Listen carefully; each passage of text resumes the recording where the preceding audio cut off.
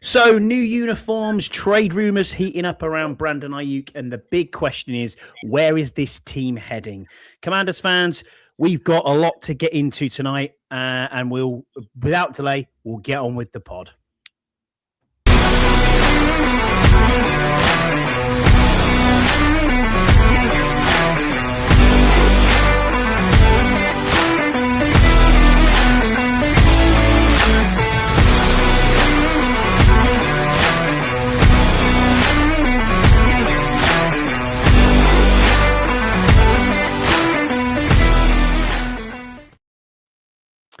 Hello, everyone. Welcome back to another episode of the 1 Point Safety Show with myself, Scott Hartley, and my glorious co-host, Scouse Sandy. As always, the home of the UK Commanders fans.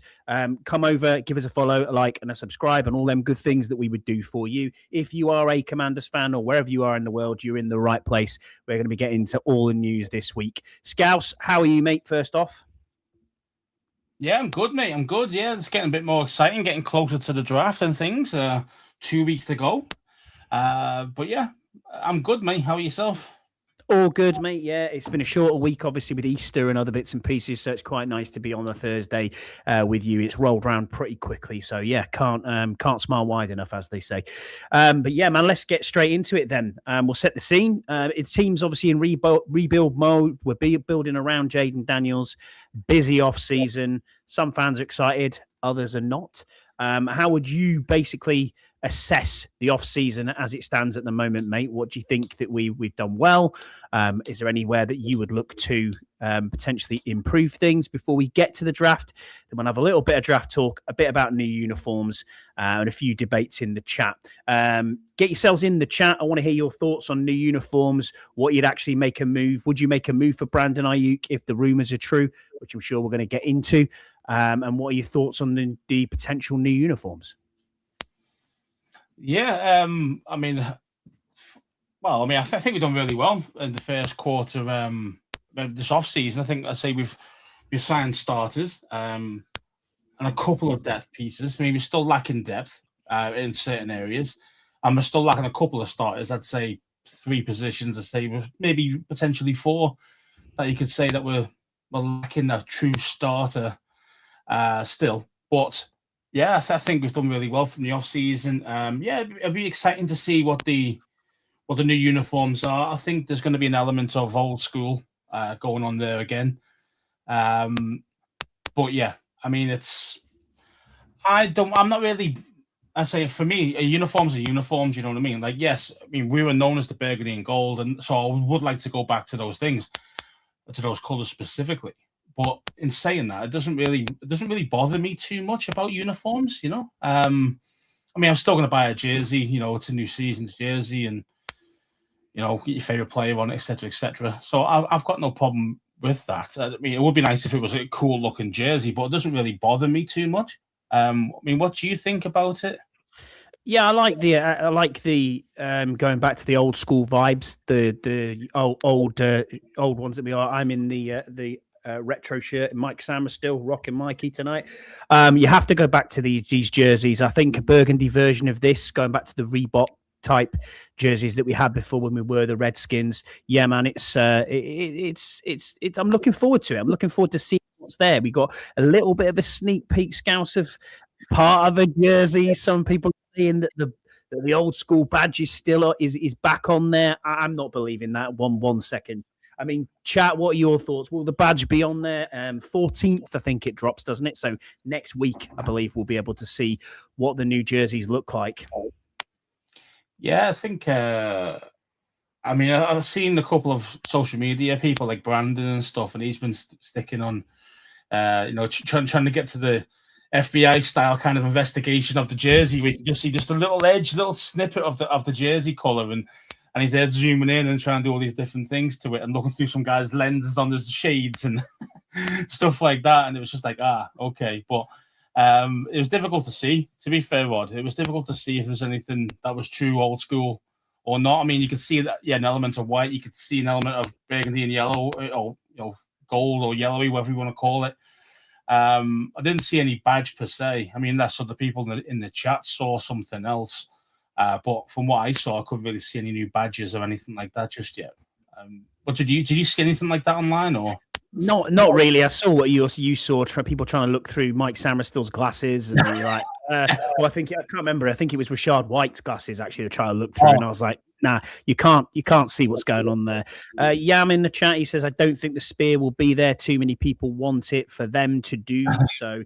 Yeah, I mean, from what we've heard from Josh Harris, obviously at the owners' meetings and the NFL meetings, he was saying they're going to honour the past, which is what we want. And I mean, most fans are divided on this, Scouse, to be fair. I mean, everyone clearly wants, who's grew up a Redskins fan, wants to go back to that, that sort of era, wants the change that's on there. But they're also saying, I mean, they're asking the split see from what I've seen on X, and I know X is only a small bubble of the fan base, but is it modern or is it traditional that you're looking for? Is it changes? Is it this style but in burgundy? I mean, I used to like the Reebok style. I mean, when I think of the Reebok style of jersey and the Sean Taylors and stuff like that, I mean that's the first thing I think of when I think about our jerseys. If you're looking into like the white ones specifically, Jesse doesn't like the spear. But he doesn't. He never has done, to be fair. And he doesn't like the dipped fries in ketchup either. So the yellow pants, he's not interested. Yeah, McDonald's look. Yeah, I get it, but it's just kind of like. But I just kind of think I understand. Like if the spear did come back, I'd understand that because it's not the Redskin face, the emblem. Even though I don't think the emblem was racist in any way, personally. But again, society has changed and stuff like that. So, but the spear, I think, is a happy medium. I genuinely believe that. So I think it would be quite nice to see it, even though some people don't like the spear. And as I say, a lot of people say it's better than a big W on your head. You know what I mean? And I kind of get that as well. So, yeah, I mean, I'd like it back. So. The old taco holder, I'm not interested in that emblem whatsoever. I've got no. I mean, I know it's our emblem. Do you know what I mean? With the British flag in the middle of it. But what can we do? We can't. This is the hand we've been dealt with. I don't like the W at all. But it is what it is. Yeah, I mean, if it does come back as a spear of some sort, maybe we can get a spear changed and have our colours on it again. Like this, but for our new emblem, we could change it maybe. Rod says, do we think the W will be there, but old school colouring? And then Jesse obviously says, I'd take the W over the spear 100 times out of 100. Oh, okay. It's not for me, mate, the W, but How come you don't like the spear too much? I think it's fine. I think it's a happy medium, between the two opposite ends of the fan base. So I mean, yeah, I totally agree with you, Scouse. I mean, I'm looking at this saying, oh, okay, that's where we are. Do you think this is an identity shift, or are we just moving back to the past slightly? Or because obviously we've had a rebrand, we've got a new name. This is our third name basically as we go on, but we're not moving away from the name. But we have seen in a lot of the off-season stuff and towards the back end of last season as well with the new era uniforms, we've had the spear a lot of times. Jayden Daniels more of a Roman Greco type look. We've also seen it on the Commanders' own X and on their own website. There's a shield on there and there's a spear on there, and it's like, okay, where are we actually going with this? Do you think they're trying to pay homage in the right way, or is this something that they're just trying to appease the old school fans? If you like, I think it's the latter. I do. I think it's would it be nice if all the fan base was on board together? Wouldn't it be nice to all be on the same page? But we know we've been fractured for years, and not just about this name change, but other things as well. But the name change definitely made a big massive void there and broke us up even more than it should be, really. And of course. I mean, to say, I am on the side of the Skins. You know what I mean? I am. I mean, I'd love us to go back to. I still rock the emblem just there.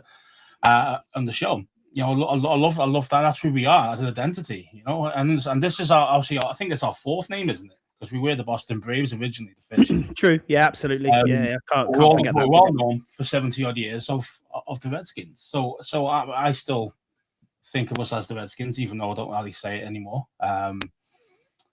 But again, it does. But I understand the arguments for and against it. I understand why the guys who are old school who are like, look, man, I want this skins back, and that's it. And this is not really our franchise. This isn't our team, etc., etc. I mean, I get it because it does feel like it's just an expansion franchise to some people. For me, it's a continuation of the same franchise.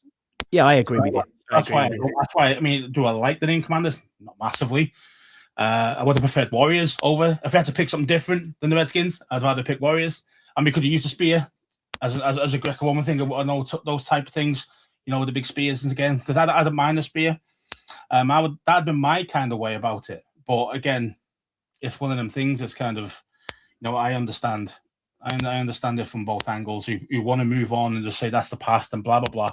But it's difficult, and people, for some people, it's hard to move on. So I definitely get it, and I understand what the owners are trying to do is to try and get both of us back together again.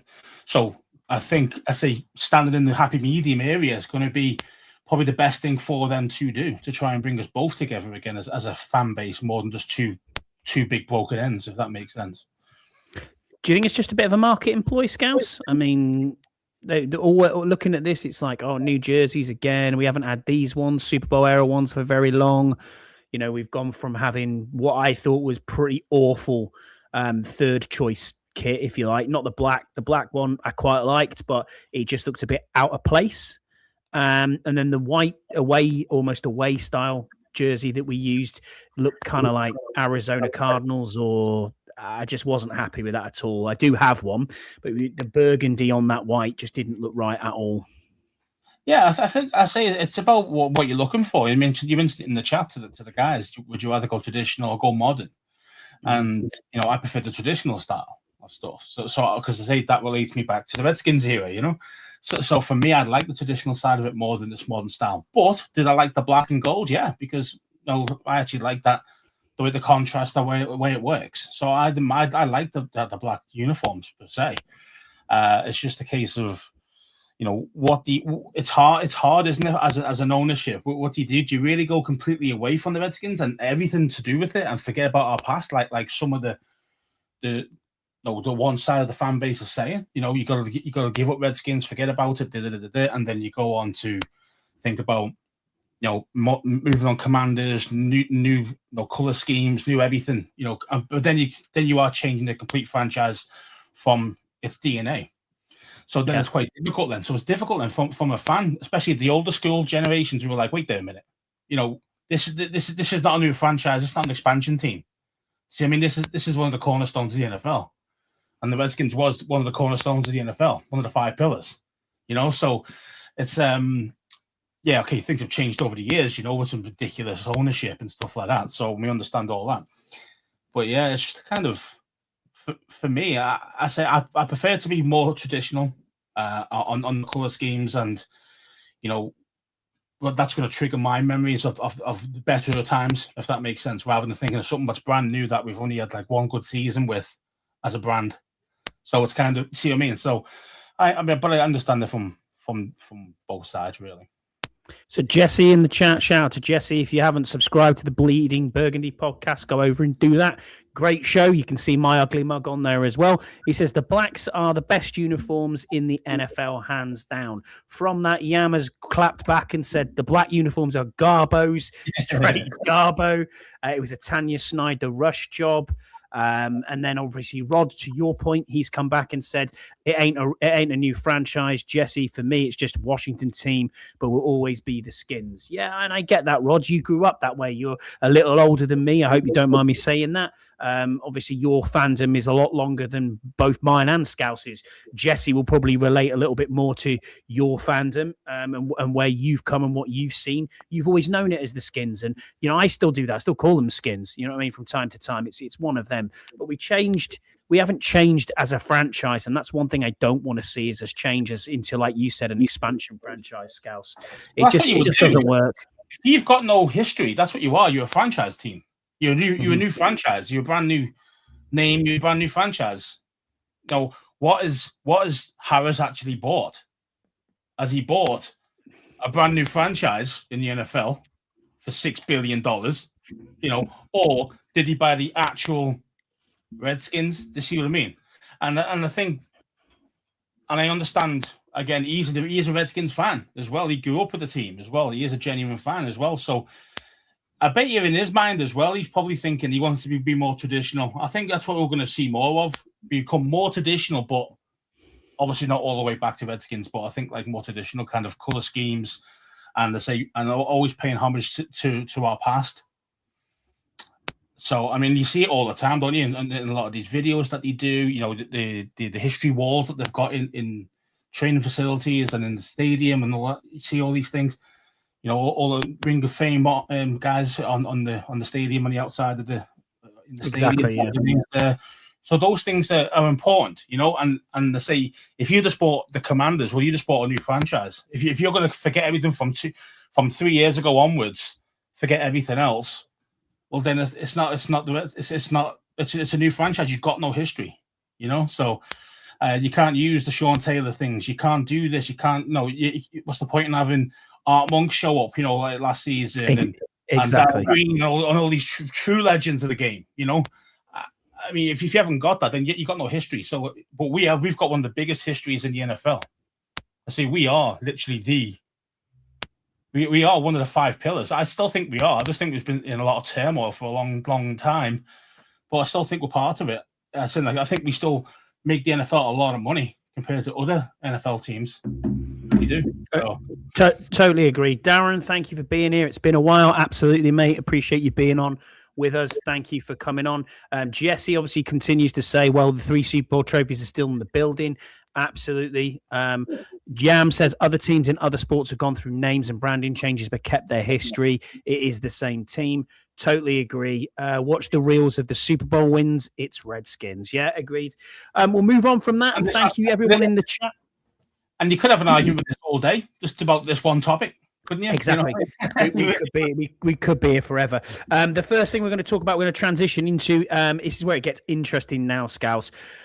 Main focus for us is really the Brandon Aiyuk rumors. We've heard that obviously Adam Peters went golfing with 49ers staff. And I'm pretty sure they would have been talking about Brandon Aiyuk. Now, some people, insiders, NFL heads, the talking heads have been saying 7th round picks are on the mention for us to give up a 7th round pick. But I'll be honest with you, like we've spoken about before, how can you give up a pick and take on that contract? Because surely there's a contract that has to be negotiated there. They're kind of holding him hostage. We know that they're holding him hostage. Do you still think we're going to get Brandon Aiyuk? I mean, in the chat, let us know. Would you still go for Brandon Aiyuk? What would you do, Scouts, in this situation?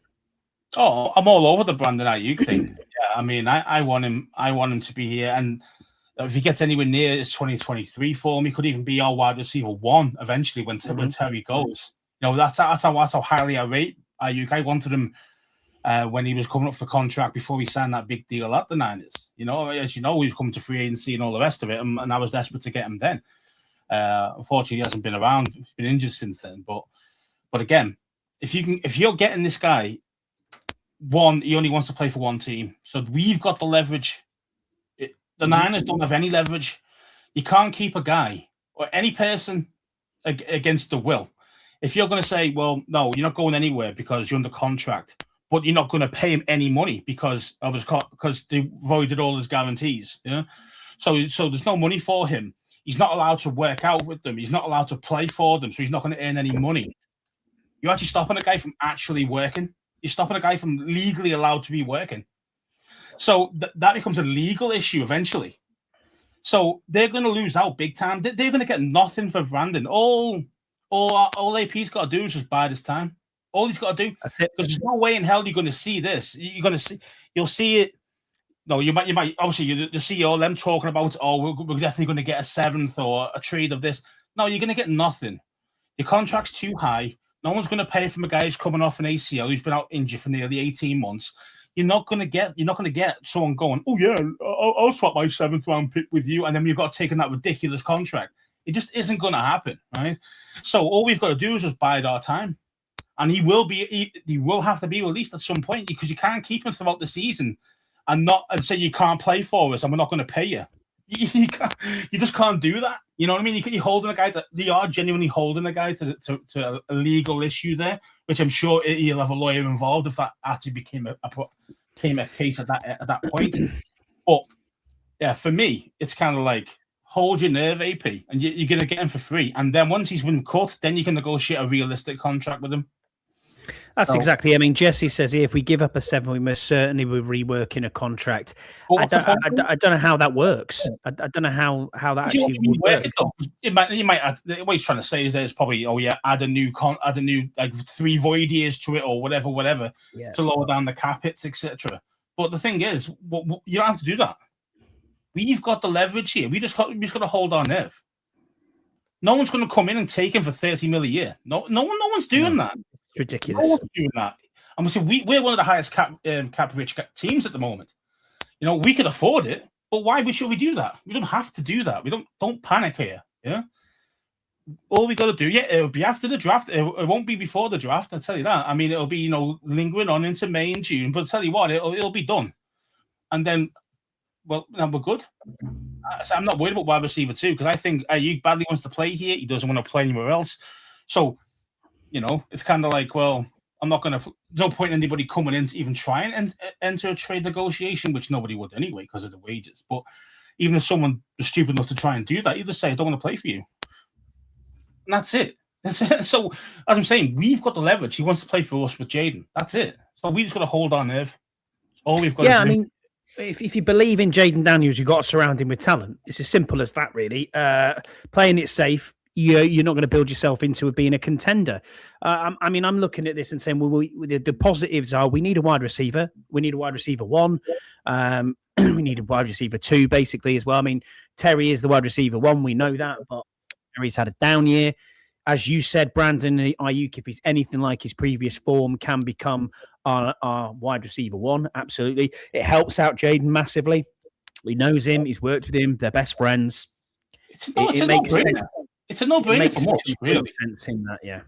It's a no-brainer for us. I say, well, just don't trade for him. Don't give the Niners anything. You don't need to give him anything.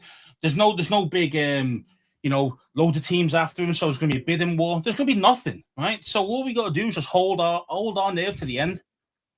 Yeah, we've got to understand about plan forward and all the rest of it, but just plan him forward that he's going to be here. Pencil his name in. That start of the season, he's going to be there, right? And then draft and trade and do what you would do now, thinking that you've already got him on your squad, because I think he's going to be there. I really do. I am like 90% sure that if we don't do something stupid, I trade for him, we've got him anyway. We're going to get him for free. Yeah. I agree with you. I think he will be a post-June first cut, I think is where they're going to go with it. But Ian has got a great point, your bro here. He does mention it. He says Niners can keep this up till September the 1st. That's when his bonus kicks in. Yeah, it can. Exactly. It can, but he's just got to keep holding on nerve. The Niners avoided all his guarantees because supposedly he's unprofessional, right? That's basically what they're saying. But we've heard George Kittle talk about like that. He was there in the training rooms and the Niners are making shit up. That's Kittle saying that. He's Kittle and then working out. Yeah, Brandon's texting Kittle saying congratulations on having a new kid. So he wasn't a team player and he wasn't friends with anybody. He was. It's the Niners talking shit to get out of that contract because they don't want to pay it. Rather than just saying, we just want to trade him. You know what I mean? Well, instead of bad-mouthing him, I think Aiyuk's done really well to keep his mouth shut. Because, if it was me being slandered, this is virtually borderline slander on what they're doing to him. They're trying to ruin his reputation, and he's kept his mouth shut. I mean, fair play to the guy, to be honest. Because I would have said something for me, 100%. If I was getting rinsed by the Niners, saying, "Oh, you didn't show for practice, you didn't do this and that, the other," I'd be like, "Fuck off! I was here. Look at this, fucking evidence." You know what I mean? So, yeah. So fair play to Aiyuk, like. Darren says, "I'm agreeing with Scouse. I must have woke up in an alternative reality." He does. Yeah. He just needs, as Yam said, Brandon Aiyuk just needs to keep his nose clean after all the previous drama that's been there. I completely agree with that. I'm sure he would if he's on a prove-it deal, 1 year prove-it deal, and with loads of incentives into it, and playing with his boy, and all the rest of it. I think it's going to be, I think out of anywhere, people say he's a crazy guy and the rest of it. I think genuinely DQ is a good man manager of people. So I think that you could keep him under control. I really do. I think some people will struggle with players like that. But DQ, I don't think it's one of them. I think he really would be a good fit for us, for our scheme, but also our actual locker room. I really do. People are going to call me crazy for that, but I don't think he's as crazy as people think. Well, let's bring this all together then, Scouse, because it impacts the draft, and we're going to get on to talking about the draft. Obviously, got limited picks. We've got to be smart. It's depth versus star power player. It's what's the key needs. Is it O-line, defense, weapons? What are we doing? I put a poll in the chat earlier, so thank you everyone who's been in with us. We appreciate you all for being here. I put it in and said, what would you do at 71? So, Jesse, if you've got that wrong, I apologize. It's what would you do at 71? Would you go wide receiver? Would you go O-line, as in center, or potentially a guard? Or would you be looking at best player available? And I think the vast majority of people said wide receiver. Are you with them on that, Scouse? Are you looking at a wide receiver at 71, depending on who we take at 7? I mean, in mock drafts, yes, we have looked at wide receiver. We looked at guy Fields. Yeah, Malachi Fields, who tends to be there around 71 in most mocks. And yeah, I mean, if he's there available, I probably would go receiver at 71. If he's not there, though, I'm not searching for the next best receiver after that, because I still think that Aiyuk's going to be here. So I'm gonna draft that. We don't need a wide receiver too, because I think that Aiyuk's going to be here at the start of the season. So me, I'd probably move away from what if Fields is there at 71. Yeah, I'll probably do take him. But if he's not there, I'd probably stay away from receiver, and I'm looking either for a corner or I'm looking for a center. I know it's a little high for some of these centers, but I'm just terrified of the center and left guard position. I really am. I mean, for me, that's the biggest holes in this team besides receiver, and you could say a corner, as like a true starting outside corner, you could say as well. But yeah, I think yes, if Fields is there, yes, take him. If he's not, I'm looking elsewhere. What about yourself? I think this receiver room needs a bit of help, but there's this draft is deep. It is. We've got a lot of dudes in the room right now, like proper veteran guys that are okay. It's just like say we haven't got that true star wide receiver too. Do you know what I mean? Which is like a true out and out guy. And we've heard various rumors now, and thanks, Paul, for being with us. I will get to yours question in a minute. We have heard rumors out there that this draft is now starting to heat up, and people are talking about trading, and there's going to be a lot of trades involved. I really don't think that is the case. What are you trading up for? If you're in the top 10, you're getting a blue chip player out of this draft, no matter what, really. There's going to be someone that slides down the board.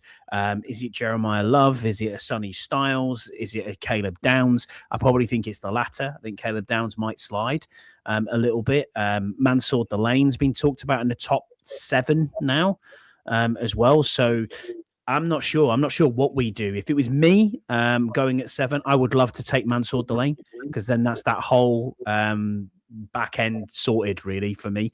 Especially with bringing in someone like Nick Cross in the offseason. Safety room's okay, quite comfortable with what we've got there. But we, as you said, we just don't have that outside corner that can be locked down. I love Downs, as you know. I'm really, really high on him. But at 7, I'm a bit like, oh, okay. If we find a dance partner and you can trade back to someone like Miami. At 71, though, I'm probably looking at... I would like to look at wide receiver if we haven't got it sorted. But I agree with you. I think if we're going somewhere like say we end up with a Caleb Downs, or we end up with a Sonny Styles, or an edge rusher, if one of them drops to us, I think we probably could go corner there. I think that would be a sensible option. I do think corner will be, high on our list for sure. I definitely think we're going to pick a corner. I don't know, maybe at 71, or might even be the next one at one. Are we 140 something, or are we 170? Yeah, 130, I think, or 140 something in and around there. I don't think some of these guys. You're going to go back to Oh, okay. We'll go what Paul says there first. Yeah, he says try and drop back a few picks from 71 and try and get 80-ish and get under 130. Then get your centre in Brailsford. I like Brailsford. Plus McGowan at running back 147. Then goes to the Navy wide receiver. That Navy wide receiver at 147 is probably a little bit high. I like him too, but he's got nasty routes. He runs nasty routes, but he's a running back. He's not a wide receiver. He's down as a wide receiver because he's played wide receiver, but you are going to hear his name. I actually think he'll be a 7th round pick. I think he'd be that far. A lot of the mocks I have him in the 7th round, but people are realizing that this guy's actually a lot better than that, because he is a wide receiver / running back hybrid. He is that kind of guy. He's a Debo version type of player. And that's why I think that he will go higher than 7th round for sure. So about 130 or 147 there, but Paul's mentioned him. 147, he could genuinely go around that level. I mean, before he was in the 200s, I think he could come up quite high. I liked him at the combine. I thought he was smooth. I thought he was a better route runner than most running backs we saw. Now I understand you could say, well, he's more of a receiver, so he's going to be better at the routes than the running backs. Yeah, so I kind of get that. I get that angle, but it's still like he looked very fluid considering that he's meant to be some sort of hybrid guy. I think he'd be really, really good. I really do. I think he'd be solid for a lot of teams. Yeah. I mean, have you heard something? Here's one for you, Scaz. I don't know if you've heard about it. Obviously, we're in the UK over here. We get a little bit more chatter around the international player pathway. Last year, me and you, when we were in Green Bay, were lucky enough to meet some of the IPP guys. It was a good crack to see them. Obviously, F.A. Obada, as we know, has gone through the IPP. Have you heard about the defensive lineman called UR Bernard? Have you heard about him yet? No? Right. Okay. UR Bernard's RAS score was a perfect 10. Okay. I'll give you his stats. They held the IPP combine last week in DC, in our training facilities, believe it or not, in Ashburn. All the guys came up from Florida and said there was 11 tryouts. UR Bernard, who is a D lineman, doesn't say whether he's an edge rusher or an inside. I think they're kind of looking at potentially playing him kind of 5 technique, that type role. He's 6'4.5", 306 pounds, has 6% body fat, 11-inch hands and 36-inch arms. And his stats for, if I can find them, just trying to find exactly what his broad jump and what his stats were. It was absolutely insane. Trying to find them now. UR Bernard's stats. He ran. What was his running time? Oh my word! If I can, I'm hoping I can. Really impressive. Either way, if he's a RAS score of 10. And as you know, he is a big fan of the RAS score, isn't he? And most of his guys he goes for are really high on the RAS. So this could be a guy, say an undrafted guy or something like that, for sure. So he benched 31 reps. His vertical was 39. His broad jump was 10-10. His 40-yard dash was a 4.63 for a 300-pound guy. Yeah, his 10-yard split was 1.58. His 20-yard split was 2.68. His shuttle was 4 seconds, 4, right? And his 3-cone drill was 6.2. So everything in there, his composite speed grade is elite. His composite size grade is elite. His composite explosion grade is elite, and his agility grade is elite. He scored a perfect 10 RAS score. And if he was actually at the full NFL combined, that's the fastest 40 time of any D lineman ever recorded. And he would have, his statistics were better. His statistics would have put him second out of all D linemen. And this guy's an international pathway player from Nigeria. Is he worth a 7th round pick? Just saying. Don't forget the IPP get an extra roster spot anyway. They do, yeah.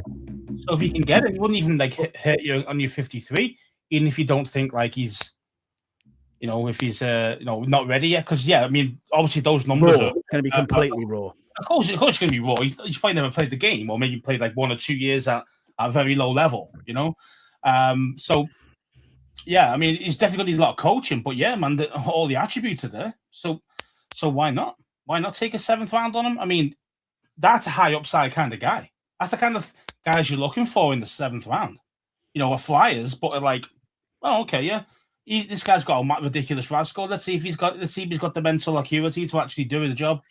Can he learn the techniques? Can he do all the stuff that we need him to do besides just a cone drill? You know what I mean? Actual, like, can he tackle properly? You know, all the fundamentals that he's probably not been, you know, used to because he hasn't been playing NFL since he was a kid. You know, but yeah, I mean, why not? Is he old? How old is he? Do you know his age? 23.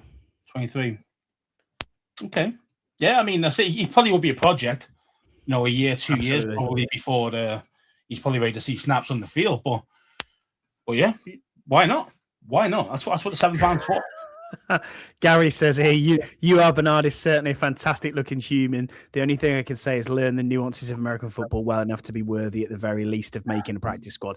Yeah, I agree with you completely. It's hard. It's really, really difficult for these IPP players to come through. We've seen it with some have made it, you know, the likes of the tackle out of the Eagles. What's he called? Mayalata. Obviously, FA's made it. Great, you know what I mean? They've done it. These are the exceptions to the rule, though. I mean, there's but you look at premium positions that have come through the APP. I mean, but you look at the others, like the rugby players, they just haven't made it. You know, Alex Gray never made it. Christian Wade never made it. The greatest try scorer in Premiership rugby, Lewis Rees-Zammit, absolute amazing hope for Welsh rugby. He was fantastic in the Premiership, couldn't make it. And you're just like, well, hold on a minute. What is actually going on? It's because these, as you know, when you're playing Pop Warner football and stuff like that, kids are playing this game at 6 and 7 year old. Exactly, you know? They're learning the game inside and out, like from such a young age. You know, it's the nuances to the game. It's not just about your speed. That's why these RAS scores are great, but they're not the be all and end all. I'd rather have a guy with a high football IQ rather than a guy who's ridiculously athletic. Of course, you need some athleticism to be able to hang. You know, in the NFL, but your brain can keep that half a second quicker. Then you don't need to be ridiculously fast. Do you know what I mean? So as long as you got this, you've got a chance. You know, but if you're just an absolute beast athlete, yeah, maybe you can get away with it if you've got just enough technique. But if you haven't got it up here, you're not gonna have a long career in the NFL unless you've got this. So transitioning back to the draft then, which is only 2 weeks away, as we know, and shout out to Andy Burrows and Jesse, who's in our chat, who will be in Pittsburgh. I am jealous. I'm going to be honest with you. I wish I was there. I wish I was going back to the inner circle. It'd be amazing to see. Have a wonderful time while you're out there, and anyone else who is attending the draft, enjoy it. It's one of them where you won't get that back. It's an amazing time. I love the draft, as you know. It's great just sitting there chopping it up with people and going, oh, who's next? What about this? Or seeing some of the shocks that go on or some of the trades. What sort of players then are you looking for? I'm not saying like names. I'm just saying positions wise. Where do you want to see us make sure that we cover in this draft? Is it center? Is it definitely a corner that we need? Do we 100% need a wide receiver? We've talked about that. Running back? I don't know. What are you thinking, Scouse? Yeah, it depends on how the board falls, doesn't it? Really, at the end of the day. Of course, so, you know, would I be upset with? There's about 5 guys at 7 that if they were there at 7 and we chose one of them, I wouldn't be unhappy with. You know, I'll be actually very happy with those players. So it's very hard to mess up pick 7 in my book for this time around for AP. But I mean, for me, unless you take a lineman. Yeah, I mean, that pissed me off. Francis Mawinoa. I'd be like, oh no. Yeah, unless left guard, I wouldn't be too happy with that. But yeah, I mean, I would be for me, priority for me is more the back end. So I'd rather go corner or downs personally at 7. If Love's there as well at the same time, I wouldn't hate it if you picked him, you know. So that's what I'm saying. There's so many guys you go, you know what? If that guy fell or he was there, it wouldn't hurt me. It wouldn't piss me off in any way. I'd be happy to get that guy in the team. But for me, if I'm looking at positions, I'm looking at the back end. I'm looking, you know, safety corner, and then I'm looking at running back. For me, I don't think receivers. It is a need. Don't get me wrong. It is a need, but I think that Aiyuk's going to be here. I really do. I genuinely believe that, and I'm going to play my board that we're going to have him at the start of the season. There are free agents. There are free agents still out there. I mean, Juwan Jennings is still out there, who AP knows as well. So there's things that you can do as well with the money that we've still got with 50 million still in the salary cap. So it's all good. Shout out to Mike. Thanks for being here, mate. We appreciate you being on with us. Salute to you too. Under Command podcast crew. Go over and follow them. They're on YouTube as well. And go and give them a like and subscribe and do what we do. While we're here, Scouts, we'll put the word in the chat, shall we say? What we're going to go with this year? We'll go with Super Bowl era. So if you put in hashtag Super Bowl era under this as a comment on our show, that will put you in this week. If you've done it already and you've already subscribed and you've already put one on the last 2 pods, put it on this one, put a comment in the chat, and you can win yourself the jersey of our first draft pick. That'll give you an entry on the Wheel of Doom, and we'll go back and check them all over these last 3 episodes. Put everybody's name on there, and you could be in with a chance of winning. But please share this far and wide. Make sure that you do that, because we're trying to reach 500 subs, and any help would be much appreciated. 100%, man. Yeah, I mean, sorry about that, mate. What would you go for? For me, I like Bailey, I like Styles, I like Downs. I'm going back and forward all the time, I absolutely love Mansour Delane as well. But is it too high for a corner at 7? Maybe, but I think if you start trading down, and if anyone wants to be your dance partner, great. But I think when you get past 10. I think you might be struggling to find one of these so-called blue chip players, because no one knows. It's not an exact science. You know, you could pick this up and go, oh yeah, that guy's amazing. You know, and he turns out to be an absolute bust. We don't know that it's going to transition into the NFL from the college game. But I just think if you go Ohio State, you go Jeremiah Love, or you go Mansour Delane, I think you're fine. You can't go wrong. You can't. Genuinely, you can't go wrong here. You know, there's no way you're going to. The guys that are going to be on top of your list, it's everybody's guys on the top of the list is going to be, as you mentioned, Delane. You mentioned Bailey, Reese. You know, all the guys that we mentioned, Love. They're all going to be the Downs. I mean, I said I'm number one. My number one pick is Downs. That's my number one pick. Yeah, me too. Then I'm looking at. Then I'd go Love. And then I'd go Delane. That'd be my first 3 picks. If I could choose, if all 3 were there, that would be my list. I've got to go to in that respect. If obviously one goes, the other comes up the list. You know what I mean, etc., etc. But yeah, that's my kind of top 3 players in the draft. I just think Downs would make us a massively better defense than what I know. It's high for a safety, it is, but I don't think there's a lot of guys with his IQ.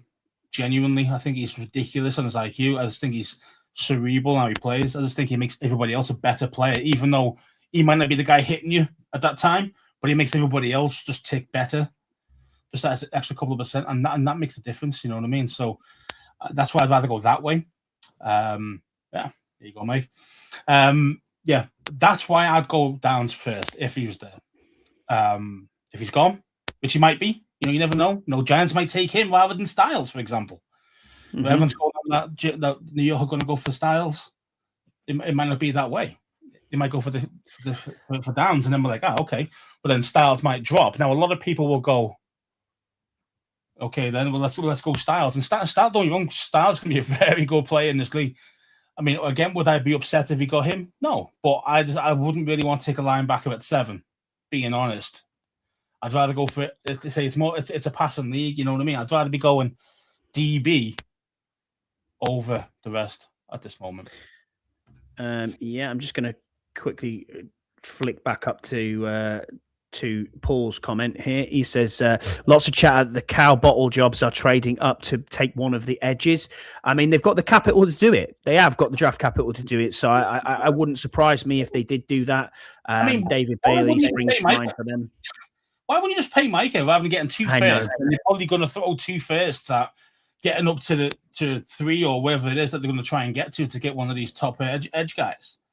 It's just Jerry being stupid in my book. Should have got the It's 5 years on a rookie contract, though, isn't it? I mean, I understand the money side of it. It's obviously cheaper, but again, you just lost 2 first rounders that you just gave for Micah. So what you've done, you've traded Micah for a prospect, a guy who might be elite, but he might not. With Parsons, you've got elite. See what I mean? So this is the thing you see. It's like you're hoping that he's going to turn into elite, and then you get him on the 5-year deal, and it's a lot cheaper than paying Micah. But flip side is if he's a bust, well, then you just blown your 2 first round picks that you just got when you had the proven product at the NFL level. You know, you got to pay the guy, but you still had it. You know, and I think that's the trade off, isn't it? But for me, I think Jay was stupid to get rid of him personally. Yeah, so Gary says David Harrison of Locked On Commanders made a trade-up scenario interesting, and it was to get Styles, but I don't think we should do that because it will cost draft capital. Completely agree. Yeah, we haven't got any draft capital, man. We don't want to go using next year's ones as well, because that's the drafts at DC. You're going to want us to be actually quite active at the draft. You know what I mean? Rather than having no picks because we've gone up to get Styles. I mean, I think Styles, of course, you definitely help us out, but I just don't. I think that Leo Chanel can actually do a lot of what Styles does. So I don't know. I say, would I be upset if he came here? No. But I want other guys ahead of him personally. But agreed. I wouldn't be angry. And he says Yam says you've got to remember 2 things. We're weak as F against the run, and part of stopping the pass game is pressure on the QB as well. And Styles isn't bad when dropping back either. I agree with you on Styles there as well. I wouldn't be upset with it, as you said, Scouts, but we've invested a lot of time into McGee, and nobody's talking about McGee. You know, what happens with Kane Medrano, who is obviously my pick last year? Is he even going to make this team? Is he going to be out there? You know, is he going to? We're going to see more of him cover to cover, sideline to sideline speed. Hopefully, improved tackling, and go from there. We're actually going to see him on the field. Who knows? Who knows what we're going to get out of this linebacking core? But I just don't think you can go wrong at 7 with any of them. Gary says my only reason I want Styles over Downs is because he could play the flex Mike linebacker free safety spot against cornerbacks like Lamb, Perkins, Brown, and other big wide receivers. He'll lay the wood and hit them hard. Yeah, I don't agree. I want to see people tackling too. I think Downs can do a lot of that as well, though. I mean, I'm not saying he's going to be a Mike linebacker. He's not a Mike, but what I'm trying to say is that he's a similar thing. He's fluid. Yeah, you're going to play him free. You're going to play him free safety, but you can do a lot with him. Do you know what I mean? And I think if you've got Chanel and you've got Luvu, yeah, okay, we're still kind of struggling for a Mike. I get where you're coming from, but it's kind of I just like it being more kind of. I'd rather have my free safety coming up. Do you know what I mean? I mean, as in a player coming up rather than going back. If that makes sense. Just if you're going to try and stop a player, or you're stopping a route, or you're trying to attack the ball to try and cause interception, or lay the wood, as he mentioned. You want your player coming forward to meet the opponent. That makes sense. You don't want them really running backwards and trying to do something and trying to get away with it, because the momentum is with the attacking player at that point. So that's why, especially in the middle, you're going to throw T Lamb in the slot and all the rest of it. He's gone. Unless if my safety's come up to lay the wood, I'm all for it. You're trying to get your linebacker there. You got to drop into coverage. You got to hope that he can get there in time, and it might not be, and it won't be the same hit. So for me, I'd rather have my safeties being able to do that better than the linebacker. But again, I don't argue with what you're saying. Do you know what I mean? Styles is a very good player. I'd say I wouldn't be unhappy with any of these guys. As long as we just need a game changer. We need a genuine game changer who's going to make a difference, not just like, he's making a difference in one thing. He's got to be able to make a difference in multiple facets of the game, as in like not just in man. He's got to be able to play coverage. He's got to be able to tackle properly. He's got to be able to see what I mean. Be able to read the game properly. But a lot of these guys, they're very good at 1 or 2 things, but not all 4 or 5. You know what I mean? And I think Downs is very well polished in all of it.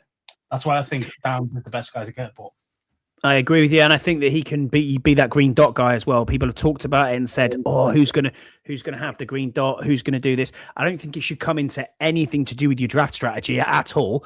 But because he's so cerebral, Downs, he has that brain, that knowledge of football, as you said, the high IQ guy. That's kind of where he would be. It doesn't have to be your middle linebacker will be your green dot guy.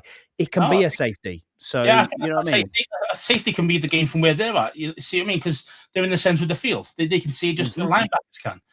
And especially, say, if you are that, I said, that's why I say before about he's going to make everybody else that 1 or 2% better. It's just because he's going to get them everybody the right assignment every single time. And that's what a Mike does. End of the day, that's what a Mike does. So why couldn't it be Downs to be the green dot guy instead?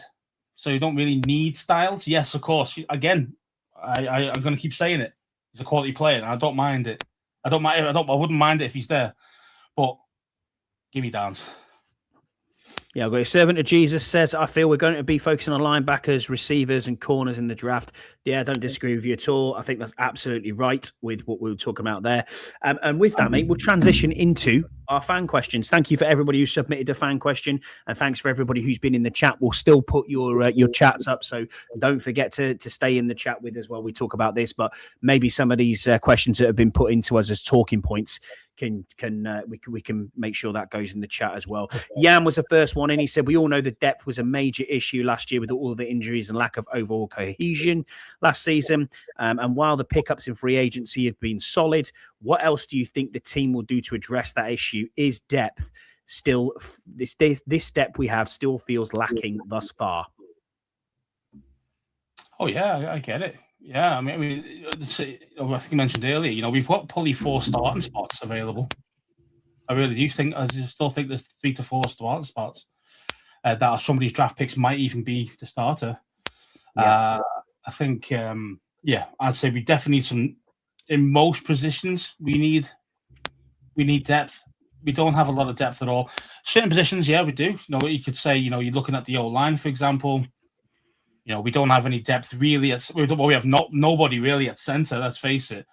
Then you've got the kind of backup guys. Coleman, who can do a good job. I think he'd be a really good swing tackle more than the guard in my book. But whatever. We've got Trent Scott. We know again he's an okay backup. Yeah, do well in certain in a pinch, etc., etc. We got Conley on the line. Yeah, we're a bit weaker in the middle. We do have Cosme, but then we've got Wiley, and again, not a big fan of Wiley. But again, as a backup, I thought you were his biggest fan. It's okay as a backup player. So besides center, we have nobody there. We don't have a starter really. I mean, Allegretti is a backup, plain and simple, right? So we do need to sort that out. In whatever way we do it, is via trade or via draft or whoever. But that's a gaping hole, right? That's a gaping hole in the team. Running back 1 again. Yes, there's a hole there.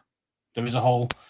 I do think Rashad White can do it, though. If he didn't get anybody else in the draft, I do think Rashad White could do it for us. I really do. I think he's good enough. He's big enough.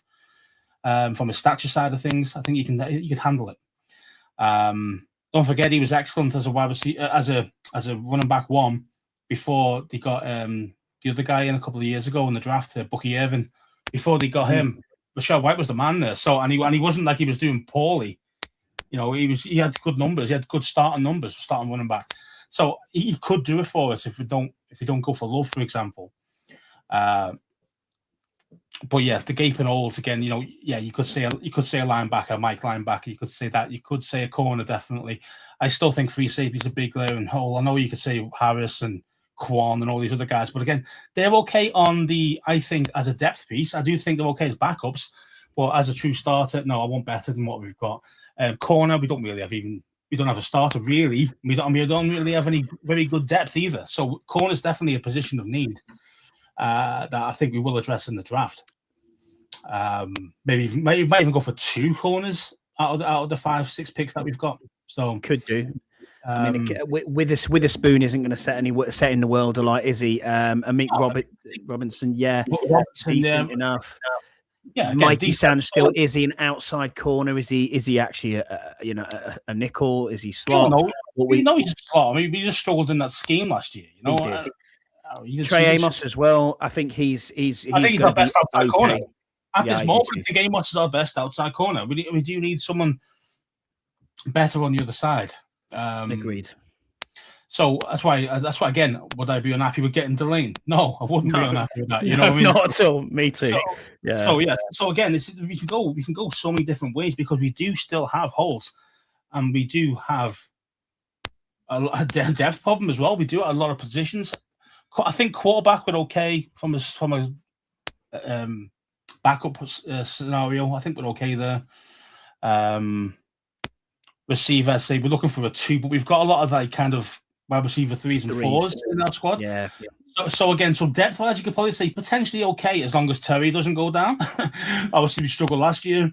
But again, could those guys step up to like the wide receiver 3 role? Yes, they could. But could our 2 right now go into number 1? Not really. They struggled. The Evo struggled last year for us doing that. So yeah, that's why I think the Aiyuk thing is going to be the way to fill that problem.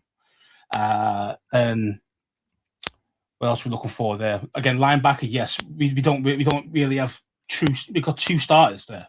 Chanel and Luvu, and everybody else is kind of he might be able to do the job, and we still need some depth there as well. We don't. So there's about 4 or 5 positions there that you could say we definitely need some dudes, some starters, and some depth guys. What do you think? I completely agree with you. All the positions you've nailed there are exactly what I would be looking at. I think we've kind of covered off safety. Safety's okay. We've seen what Jeremy Reeves can do depth-wise. I think we're okay. Nick Cross coming in as well makes a difference. Somehow we still have Percy Butler on this. No idea. Jesse's trying to troll you now by saying Aiyuk would make Terry wide receiver 2. No. Let's not talk about that. But yeah, I agree with everything you've pretty much said there. Paul Turner, who's been in our chat as well tonight, he said, should the NFL launch an international series limited edition jersey for 2026? I don't even know there was one or such a thing. And to be honest with you, I probably wouldn't be buying one, even if they came out in a different jersey. If we are playing in London, yeah, you wouldn't get a commemorative limited edition one that just for this. I'm saying that, but yeah, of course I would. You know straight away I'd be out there buying one. But yeah, it's like if you did get Steve when it comes to stuff like that, just throw money at it and stuff like that. Jesse's just getting trolled in the chat at the minute. It's quite funny actually, but yeah, I do like that. Point as well. No one's mentioning McCoy, the corner. I like Gerald McCoy. I think he's great. He's good. He's very good. But again, there's one thing being reported and healthy to go, and then you could say, well, it's better tape 2 years ago than Delaney's this year. And I mean, even Deuce, for example, a guy that we know well, Deuce has mentioned that he thinks that McCoy is the CB1 in this draft. He does. Now, again, I can't really argue the point too much, but the only thing I'd say is that he's coming off an ACL and he hasn't done any of the workouts. He didn't do the combine, didn't do all these different things. So that kind of worries me a little. Not saying that he's not ready to go and he's not CB1, but from what I've seen is he's coming back from a big injury and we don't know what he's going to be like. And now he's stepping up a level again while he's still trying to get back to health. Yeah. Like full match sharpness, match fitness, those type things. So for me, that's why that brings in my book, that brings him to CB2. For me, that brings him down there. Now, yeah, I mean, Gary, you mentioned he did his pro day. I did not see his pro day. I didn't know how well he did. I don't know what his numbers were, but I mean, could you get those up, Scott? You should look for them. Yeah, I can do, mate. Yeah, I will have a look for you as we speak. Just give you an idea on that, see where he's at. But yeah, I mean, Jesse mentions Percy Butler's a mainstay in special teams. He is, but again, he's good at special teams, but he's not going to do much for you at safety. So just kind of keep him purely on specials, and he's going to be. So I don't want to see him on the field besides special, if that makes sense. So he ran a sub 4.440. It was officially timed at 4.37. He recorded a 38-inch vertical jump, 10'7" on the broad jump, and he came in at 6'1", 188 pounds. Is what he came in. So he did light non-contact drills in front of the media, and that was about it from what I've seen so far. Well, it seems to be at least looking good in kind of measurables in that respect. Mm-hmm. I mean, I'd like to see him, but doing the actual drills, though. I'd like to see him see how good that, how well he's turning on that knee and stuff like that. I'd like to see a lot more of that. But again, yeah, I mean, if his medical is 100% and everyone's happy with it, and he might go CB1, but being that he just missed most of last season, I just think that he won't. I think he'll be the second corner off the board rather than the first. I do too. I think realistically, if you were going to trade back and he was fit and the medical pass, that's a person I'd be looking at 100%. I'd be looking at that. If you're going into the mid-teens, that's kind of where I'm putting him. Yeah. The problem is the lane might go top 10, but it's going now. It might do. That's what I mean. Yeah, that's what I mean. It might do. Paul's second question. He says, "What would you put the odds on a minimum 10-win season at currently before we draft anybody?" Oh, it's a long shot at the moment. 10-1, more than that. I think at least 20s. 10 wins. 10 wins, yeah. 10 wins, yeah. I think at least 10, at least 16, 20-1. Yeah, it's you're probably right. Maybe even 25. You've got Pesh at left guard and at centre. Come on, man. The Pesh, now, yeah, and then you've still got the wide receiver gap, and you've still got the cornerback gap, and you're still lacking at linebacker as well. So there's big holes there that teams would take advantage of us at this moment if this was the squad that started at the start of the season. That's why I think 10 wins with this team at the moment wouldn't get you wouldn't get anywhere near it. I don't think you would. I think you're looking at 7, kind of where we are right now.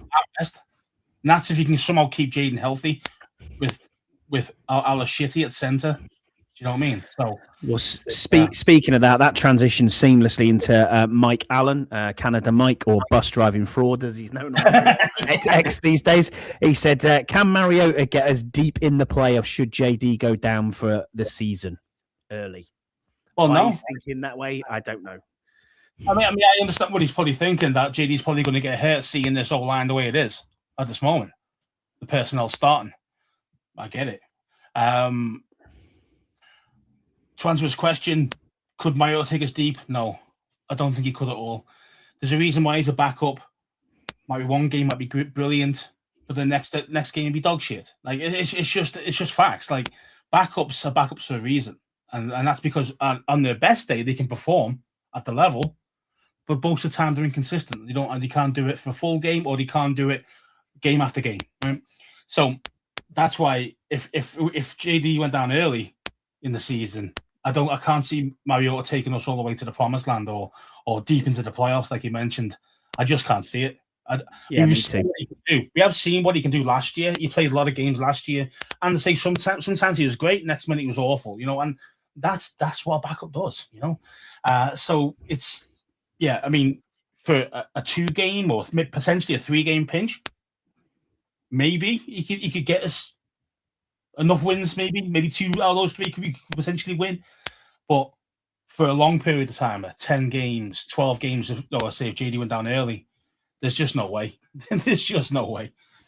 Agreed. I completely agree with you. As a game manager, he can do 2 wins, thereabouts. You could get there with that. And that's what backup should be for. There's always a brain fart with Mariota as well. Like, I'll take off and I'll run and I'll fumble the ball. Exactly. Miami was the Madrid game. Throwing a pick. It's like, you think she's playing Madden, and the problem is you can't play Madden ball in the real game. You can't get away with it. One play you might get away with it, but for do that consistently, you're going to get smoked, and that's exactly what he does. He fumbles the ball at the wrong time. I mean, and I'd say that's just. You could say Mariota, he was a starter at the start of his career, but there's a reason why he's regressed, and he has regressed. He was a starter as well. He's older, okay, more wise, but still prone to a dumb play, and he's just not the level that you need to go deep into the playoffs unless you've got an unbelievable defense, which we don't at this moment. We don't have that, so it's definitely on paper. It's definitely better than it was last season, but again, we've still got some holes there. I mean, we need to fix that through the draft, and maybe something with another free agent or another trade potentially. Yeah, agreed. Final question of the day is from Tim Towner. He says, nonsense question of the day. This actually took me by surprise, and it's quite funny. He said, would you, for $1 million a year, agree to never ever turn left? that would cover driving and walking. Instead of turning left, you'd have to do a turn to the right for 270 degrees. And if you turn to the left, then you have to start all over again, and the year starts from afresh.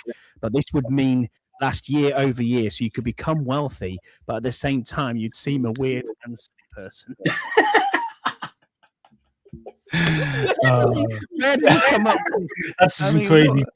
Some thoughts he has, man's craziness, isn't it? Yeah, absolutely. Yeah. I mean, would you do it? I mean, you'd definitely attempt it, wouldn't you? I mean, could you do it though? Could you turn? You can't turn left for a year. No, yeah, you just can't do that. It's impossible. You can't turn left and you go round every time. You have to go round every time to go that side. That'd be hilarious, man. Just walking in blocks and squares all the time. You can't drive. That's ridiculous. You just wouldn't be able to do it. We have these things out here, Tim, called roundabouts. So we've got absolutely no chance. Not true. You kind of screwed there. You got no chance on that. Let me just have a quick look at here. The final question, then, actually, serious question from Tim. He says, "Do either of you forecast Washington drafting a center at 71? I expect us to use the majority, if not all, of our 6 picks on defensive players, but there are 4 or 5 centers that seem to be slotted in that 71 range, as you may wish to pick best player available. I think unless we get an experienced vet, i.e. Pochich, that's coming in, we'd need to draft for the position of need. What are your thoughts?" Obviously, we have covered that slightly already. I think you can look at someone like Jagerberger, I think he's called, or Jager. I don't know how you pronounce his first name. He's pretty good. He'll be down the back end. You still got Jake Slaughter from Florida, who'll probably be down the back end of the draft as well. Probably not 71. Probably looking at. The thing is, I think there's going to be one guy. I think one center will be gone before 71, and then I think the other guys are going to be there. So your Logan Jones, your Brailsford, I think someone mentioned in on the chat. I think there's going to be there's a few good dudes there, definitely, but I just think that I think it might have been Paul actually in the chat. He mentioned maybe try and drop down, maybe try and trade out of 71 to go to maybe 80 and get 130 as well, something like that. Now that'd be perfect for us if we're going to go center. Because I think you would get those guys would be there at 80, if that makes sense. So that would be quite nice if we could do that and get 130, and then we can look at another position. But for me, those guys will be there at 71, but they won't be there at our next pick. So unless we either pick, and problem is, a 71 is probably a bit of a reach for center. Yeah, I agree. A bit of a reach. So that's why if in your head it's like, no, we're going center here, then if you can trade down even just a little bit, you're going to see 4 like 2 starting centers. I think there's about 4 starting centers in this draft that you could get, but again around 80 to 90, around that kind of spot rather than 71. I think it's still a little high. So if we can trade down out of 71, maybe get to 80, and we can still pick a center, I'd be very happy with that. I think that would be the best way of going with it. But that's obviously if AP's thinking, I need to go center here before they all go, because they will go before our next pick after 71. So it's kind of like, so you either trade down and get a center and then maybe get yourself a receiver that you might be after, or stay where you're at. But I don't think you're picking center at 71. I just don't think you're going to do it there at that point. Yeah, I agree with you completely. Right, I'm going to start wrapping this up, Scouse. We've covered a lot today. New uniforms, obviously Brandon Aiyuk, talking about the draft and how it'll divide. Sorry, yeah, I mean, Connor Lew's around that range. Slaughter's a reach. Yeah, I mean, I'd say Connor Lew could be there at 71. I do think, though, again, I think Slaughter would be a reach. I do think Logan Jones would be one, but I like Logan Jones, how he plays the game. I like Iowa offensive lineman. Seems to be taught really well, fundamentals. So I mean, I'm all for it, but again, just a little bit high. That's why I prefer to trade down. And you can still get your receiver, Jesse. You can still get your receiver if you trade down just a little. Yeah, agreed. Well, if you've enjoyed the stream tonight, hit the like button, subscribe. We'll be back with more Commanders content next Thursday. We'll be on the same time as we always are. Thank you, everybody who's been in here in the chat with us. We can't thank you enough. It's a great community. If you've been in there, we appreciate you. That's what this channel is about, really. We're more than happy for you guys to be in here. And thank you again for doing that. Don't forget to put hashtag Super Bowl era at the end of this, at the bottom of the stream in the comments on YouTube, and like and follow and do all the good things that we would do for you. And we appreciate you. As I said, same time next week we'll be on. And thank you. Bye.